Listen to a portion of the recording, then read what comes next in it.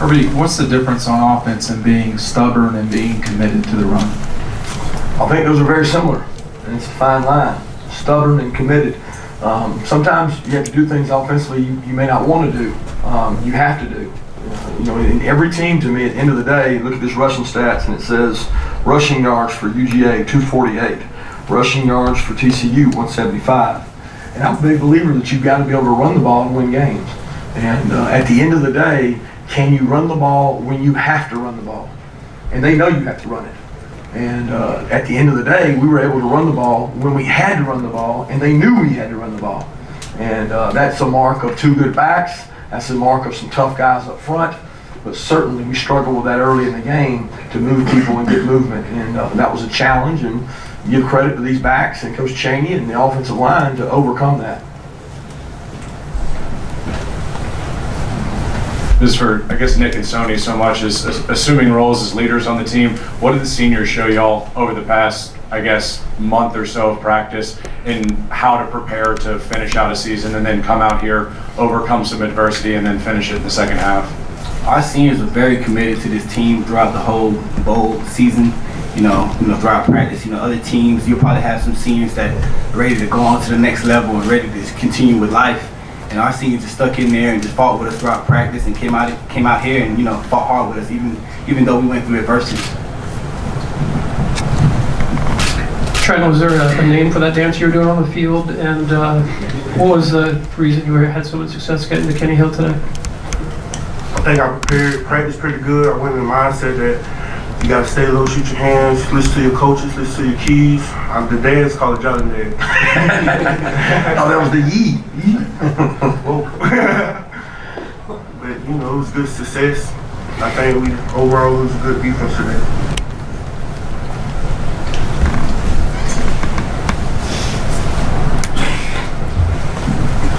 Nick, can you talk about, you entered today just a couple yards away, 4 yards away from becoming the second all-time leading rusher behind Herschel Walker. You got another 1,000-yard season, but things didn't come easy early. Can you just talk about your day and how you got stronger as the game went on, and what was the reason for that? No matter who you play, it's always hard. At the very beginning of the game, everyone's fresh, everyone's into it, motivated, and so just as an offense, if we struggled, I kept going 3 and out, and everything was was tough. But we never stopped. Nobody on the offense stopped. Nobody on the team stopped. We just kept pounding. We kept trusting and believing in what we do. And eventually we ended up breaking some here and there. Sony, breaking a couple. I'm breaking a couple, and then after a while, nobody wants to keep tackling. So especially in bowl season, you kind of get away from your fundamentals. So I think eventually you just keep pressing, keep pounding, and wherever open it up, about the record. It's a blessing to be where I am in this position. I just keep moving forward. I thank God every day.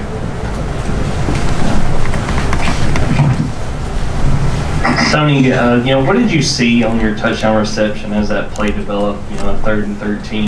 Did you feel like that score kind of helped the offense get going for the rest of the game? Yeah, all types. I think that was a great momentum shift. Any type of momentum that you get in the game is great. It's great for the team. I think Jacob Eason did a great job by reading the play out, threw me the ball, and after that, it was just all fight the will. Who wanted more? Us versus them.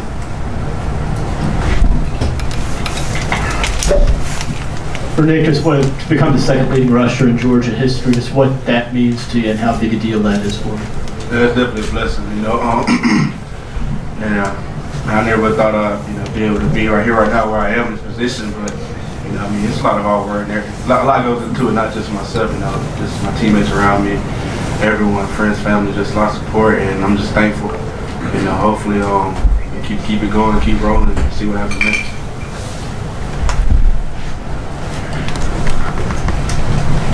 It's for coach and players as well. What does this do in terms of creating momentum going into next year with so many guys returning? I think it does a lot as far as the momentum goes. I really believe that win or lose this game we just had, whether we won or lost, that this program's headed in the right direction. It certainly helps tremendously for us recruiting and momentum-wise to win the game, that good feeling, but it doesn't matter whether you got 7 wins, 11 wins, 13 wins. There's no elevator on a mountain. You got to climb, you have to work, and that's what this team's going to do. They've done that all year. They fought, and they'll continue to do that. It certainly helps He said 8-5 is better than 7-6, but either one are where we want to be, and we know that, and we acknowledge that, and we know we got to have a better off season, and we got to come out with a bunch of guys that are coming back. A large portion of our team is coming back and play well. And we got some young players that probably started reading some of the press clippings that didn't play real well today, and they've got to understand that it's every day you got to come to work. So Definitely, I'm excited to come back next year and go to work with this team. A lot of stuff ahead of us that we can accomplish, and I can't wait to just be able to get my hands on it and all the help from support and leaders just to keep things going. I want to say something else about these two. I mean, in a day and age where everything in football, you can say what you want, it's about me, me, me, me, me. These two have never been like that. Not once. They're not me guys. They never point the finger at the O-line. They never point the finger at the quarterback. They never point the finger at receivers. And they're committed to the University of Georgia by saying, I'm going to come back, get my degree, finish this thing right. They care about Georgia more than they just care about their career. They care about their career too, but they care about Georgia. Do you know how different that is in our society today? It's different. So it's a credit to these guys, and it really makes me respect them, because when I played, that's the way you felt about Georgia. You wanted to play for Georgia. These two are coming back to play for Georgia. Coach Mark, so what's next after this? When do you kind of get on the recruiting trail and get back to work? Yeah, we've got a little dead period in there where we're not allowed to go out. Obviously, with the playoffs going on and the championship going on, we don't get to go back out until I think the 12th. So we'll go back out recruiting the 12th. Our kids will be back in school. What are y'all, January 5th maybe? January 5th, they're back in school. So we'll focus on what we've got to do at home on the home front before we worry about recruiting. But once we get to go out, we'll hit that hard and try to finish off what we think is a good class.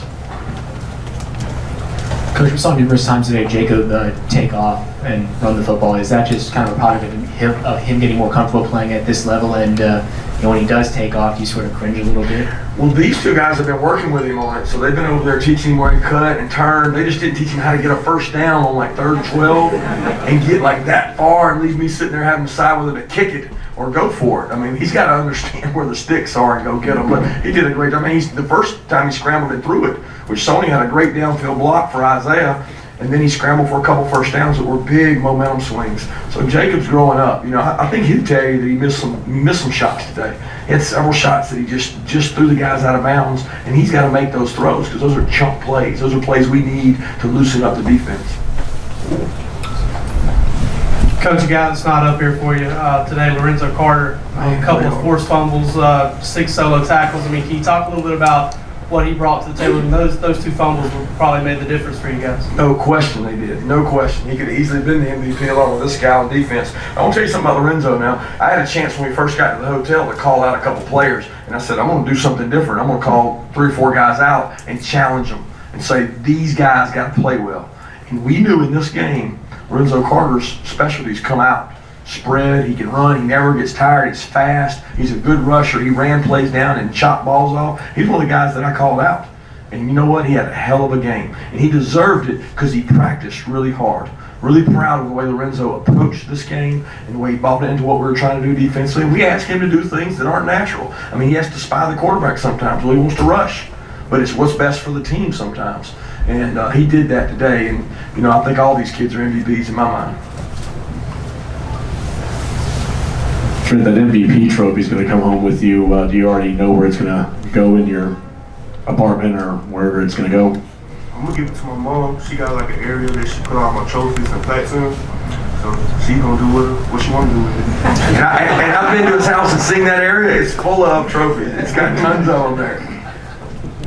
Coach, you touched on it a little bit more, but I guess personally for you, what does it mean to have not only guys like up on stage, but also younger guys that have yet to come to Georgia, sort of saying, we're coming here, we're establishing something new, and I guess just what does it mean for you to have all of those guys buying what you're selling? Because obviously you know sort of the best way to get to that championship pedigree.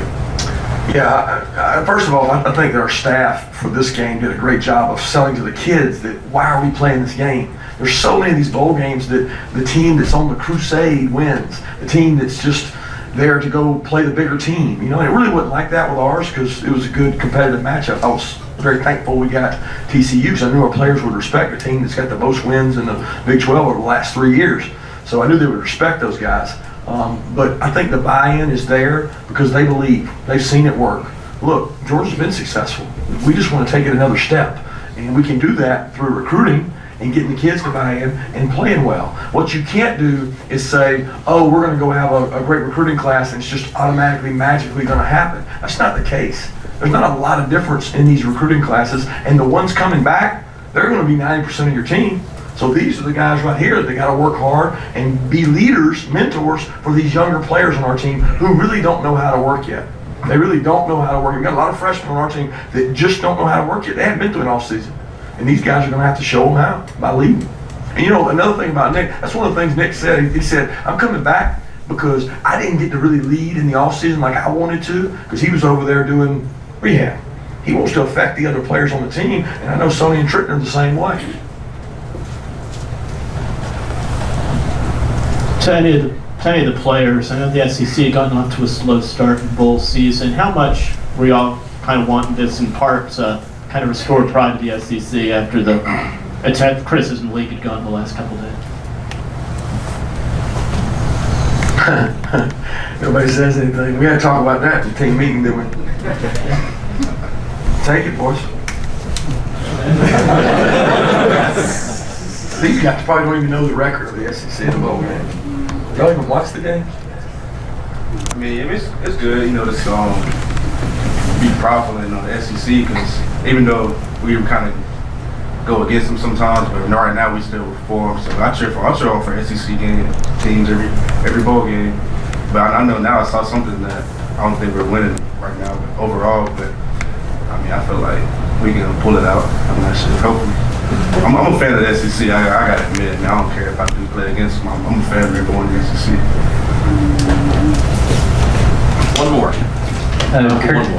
Kirby, going back to Sony's touchdown, just how much does that speak to his ability? Because it looks like a play, you know, he's going to be lucky to get the first down mark, and all of a sudden he breaks 3 or 4 tackles, able to get the end zone. Well, it says a lot to the fact that we got to get the guy the ball, and we got to find ways to get him the ball in those situations where maybe it's not 10, 11 guys up there in the box and where he's out in space, because he's got a natural ability to make people miss. I've known that from defending against him for years, and he makes people miss. He made, I think, 3 maybe miss that whole play and just created momentum by what he did. So getting him the ball in space is a critical factor to our success, and he turned that into what he did pretty much by himself out there.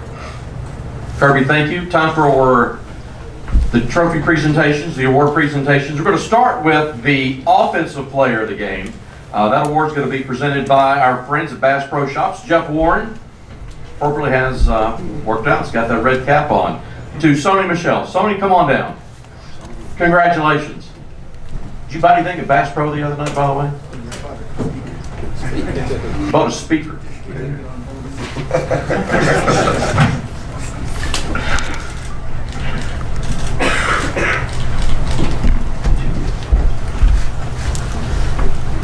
Next award is the Outstanding Defensive Player of the Game. That's Trenton Thompson. This award is going to be presented by Bill Kincaid from T-Shirt Champions.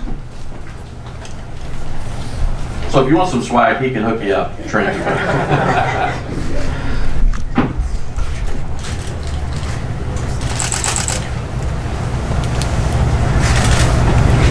Okay, stay right there. The game's MVP award also goes to Trenton Thompson. This one presented by FedEx, and here representing FedEx today, Monica Skipper. Whoa. And Trenton, we're glad you're a big guy to haul that one home.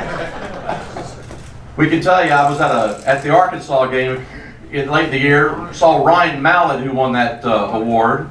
Yeah. Ryan has his award at his mama's house. Oh, wow. And of course, just a few years ago, Dak Prescott took home that same award. So Trenton, you're in good company. And not too many guys on the defensive side have won the game MVP. And Kirby, I know you take a lot of pride in that defensive player wins the game's MVP.